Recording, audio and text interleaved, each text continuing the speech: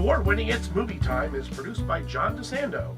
Listen to shows and read reviews online at WCBE.org. I'm John DeSando. And I'm Kevin Carr.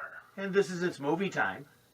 And I think we have maybe one of the longest, if not the most awkward titles for a movie. Yes.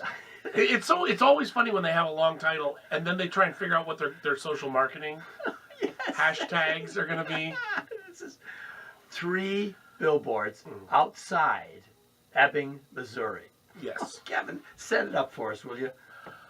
Well, this woman, played by Frances McDormand, as her daughter was murdered, and there's no traction at all in the investigation, so she takes 3 billboards up on this lonely highway near her house, and it basically accuses the sheriff's department of not doing enough, or the police department, and by putting up these billboards, it causes a big feud between her and the police and the other people in town, and it steamrolls into kind of some bizarre situations. Oh, but Kevin, this has to be the darkest comedy of the year. It is. Well, a lot of people are comparing it to the Coen brothers. Yes.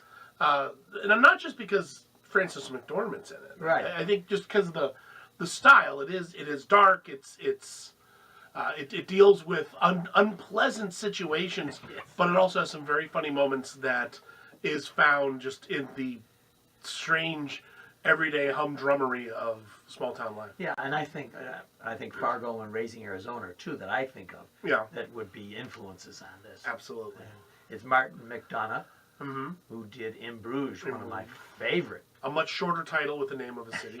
That's the name, but also a kind of dark. I mean, these guys were waiting to. They were hitmen. Yeah. Well, yeah. He's not a happy-go-lucky guy. I don't think he's going to be directing the next Disney princess movie. Or maybe he will, because that would be kind of amazing. Well, as you've intimated, anyway, in this film, the rape murder of Frances McDormand's daughter is not. It's almost like a MacGuffin. Yeah, that's not what it's about. Right. Even though that's what it's about. Yes, right. And McDormand is also, as you've hinted, is a bit like Marge Gunderson. Less innocent.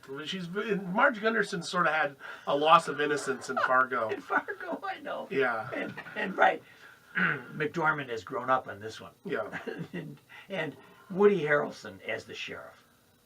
Yeah, well, he's really good. He's having a great year, Yes. Because he had War of the Planet of the Apes, and he's got this. And what I like about that is one of the things this movie does is it sets itself up to be something, and then it doesn't turn out to be that. Exactly. Every turn, practically. Yeah, I mean, you expect it to be then just this all-out war with the police, and you expect the chief of police to be this racist, bigoted, power-hungry, crazy man. And really, he's not. He's just trying to do his job. He doesn't have any evidence. Yeah. He has no DNA. And she's hitting on him for not doing anything. But where the problems lie are in his staff. Yeah. Who are stereotypical crackers, without question. And probably a nomination for Sam Rockwell as the deputy sheriff. I can see that.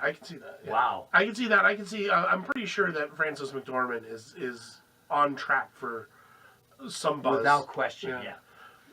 And Rockwell plays a kind of almost demented deputy sheriff. Well, he's very much a stereotype. Yes. When you start, but again, he goes in a totally different direction. And wonderful, isn't it? I mean, the characterization, even for her. Yeah.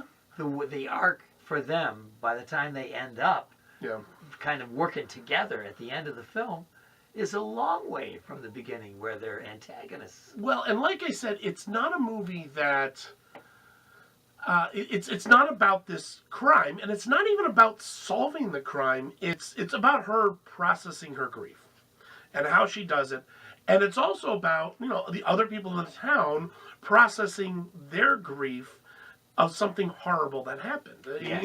In particular, Woody Harrelson's character in trying to figure out what to do. I mean, it's as much his burden as it is hers. Yes. Yeah.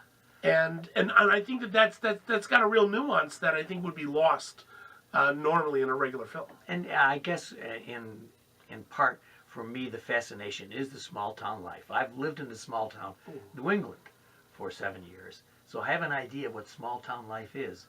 And there are no secrets in a small town. Yeah. And there are connections all over the place.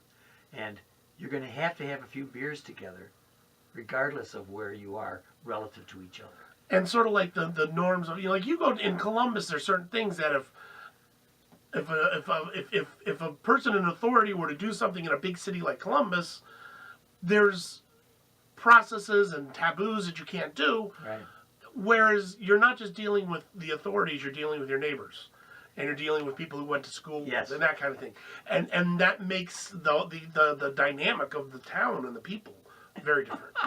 And it has its bizarre moments. Peter Dinklage Yes. playing pool and going after McDormand is just wonderful. Well, Peter Dinklage is such a great actor, and I mean, I remember him back because when he did In Bruges, because he was in Bruges, but when he was in that movie, he wasn't.